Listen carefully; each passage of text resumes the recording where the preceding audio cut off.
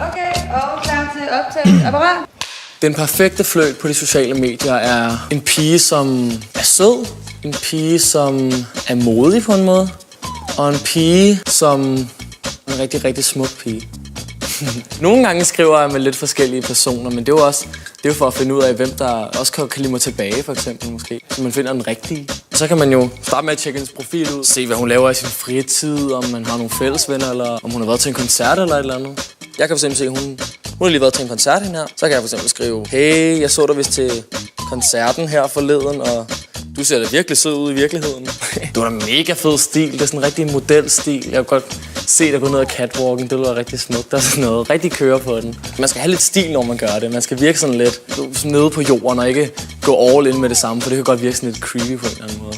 Måske lidt om skolen med mandag var den værste dag, og så skriver hun, ja, jeg synes også mandag er mega nederen, fordi, hallo, man har lige haft weekend, Pythagoras og sådan noget. Et eller andet mega kedeligt, same-agtigt. Når de begynder at sådan, måske kunne lide en smule eller sådan noget, og så kan man begynde at skrive sådan lidt mere privat, hvis man kan sige det sådan. Bare skrive lidt mere om, hvor søde man synes hinanden er, og måske få nogle billeder af hinanden. For eksempel lige inden man går i seng, så kan man måske lige sende et billede af sig selv, hvor man skriver godnat smukke, og man skal selvfølgelig også skrive med dem i en længere periode, før de måske sender nogle lidt mere private billeder, men ikke vil vise til mor og far.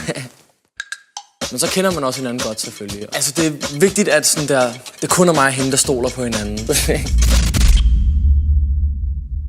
Nu har jeg hørt, hvordan jeg gør. Men jeg har en hemmelighed. For selvom billederne, vennerne, skolen, de søde beskeder og endda koncerten ser rigtig nok ud, så er jeg ikke den, du tror. Jeg kan være naboen nede i gaden, familiefar og alle mulige andre. Men det finder du måske først ud af, når det er for sent. Heldigvis er det dig, der har kontrollen. Vær kritisk, hvis sådan en som mig skriver til dig. Uanset hvor sød jeg ser ud. Du kender mig ikke. Føler du dig presset, så blokér og anmeld. Lad være med at sende billeder, du ikke vil dele offentligt. Men vigtigst af alt, tal med andre om, hvad der er sket.